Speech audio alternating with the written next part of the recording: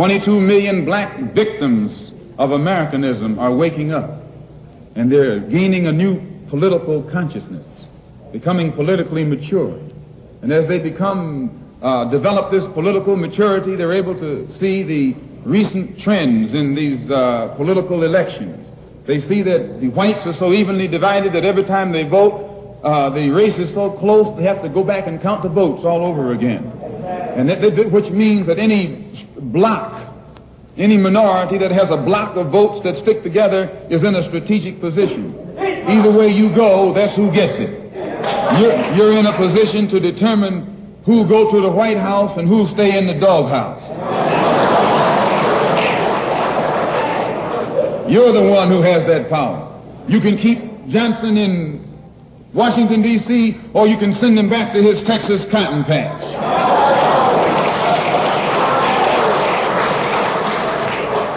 You're the one who sent Kennedy to Washington.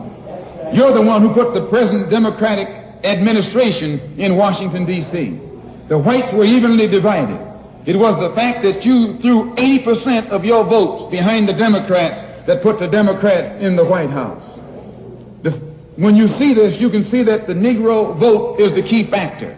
And despite the fact that you are in a position to be the determining factor, what do you get out of it?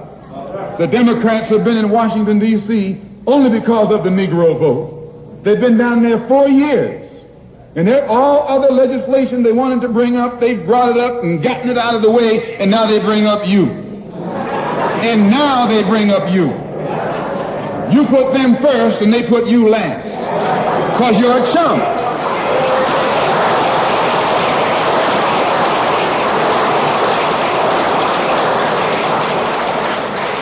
A political chump.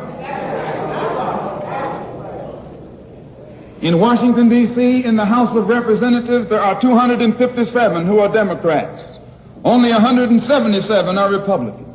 In the Senate, there are 67 Democrats.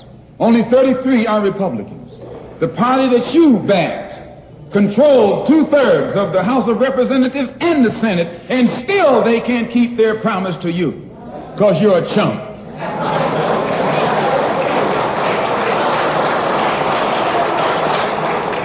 Anytime you throw your weight behind a political party that controls 2/3 of the government, and that party can't keep the promise that it made to you during election time, and you're dumb enough to walk around continuing to identify yourself with that party, you're not only a chump, but you're a traitor to your race.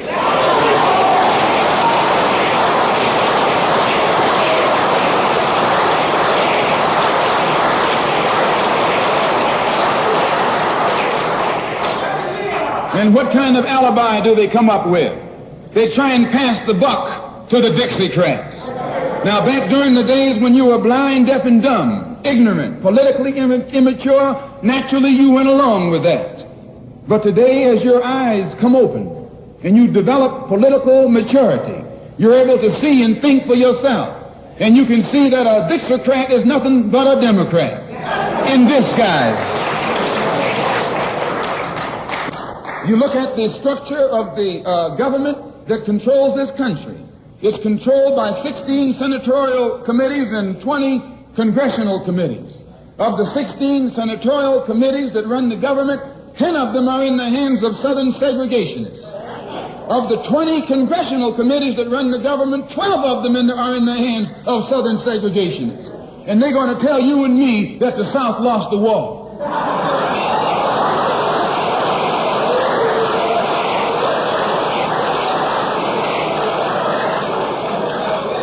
You today are in the hands of a government of segregationists, racists, white supremacists, who belong to the Democratic Party but disguise themselves as Dixiecrats. A Dixiecrat is nothing but a Democrat. Whoever runs the Democrats is also the father of the Dixiecrats, and the father of all of them is sitting in the White House.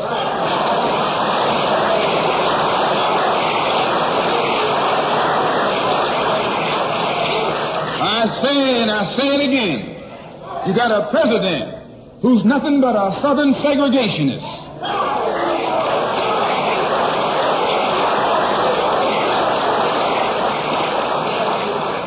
from the state of Texas. They'll lynch you in Texas as quick as they'll lynch you in Mississippi. Only in Texas, they lynch you with a Texas accent. In Mississippi, they lynch you with a Mississippi accent.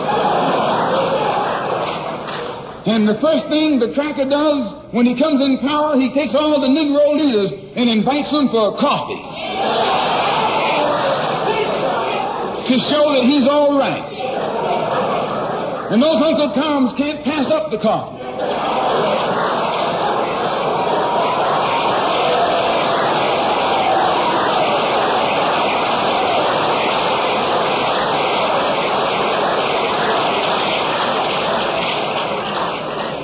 They come away from the coffee table telling you and me that this man is all right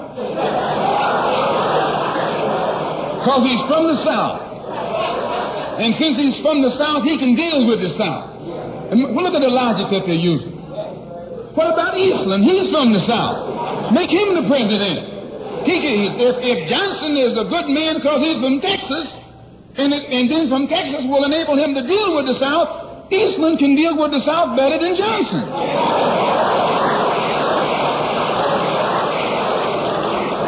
I say you've been misled.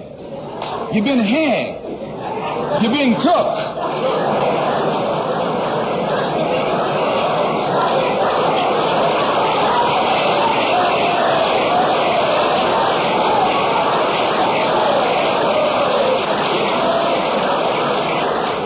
I was in Washington a couple of weeks ago while the senators were filibustering. And I noticed in the back of the Senate a huge map. And on this map, it showed the distribution of Negroes in America. And surprisingly, the same senators that were involved in the filibuster were from the states where there were the most Negroes. Why were they filibustering the civil rights legislation? Because the civil rights legislation is supposed to guarantee voting rights to Negroes in those states. And those senators from those states know that if the Negroes in those states can vote, those senators are down the drain.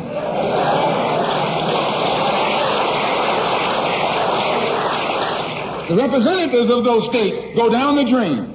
And in the Constitution of this country, it has a stipulation wherein whenever the rights, the voting rights of people in a certain district are violated, then the representative who's from that particular district, according to the Constitution, is supposed to be expelled from the Congress.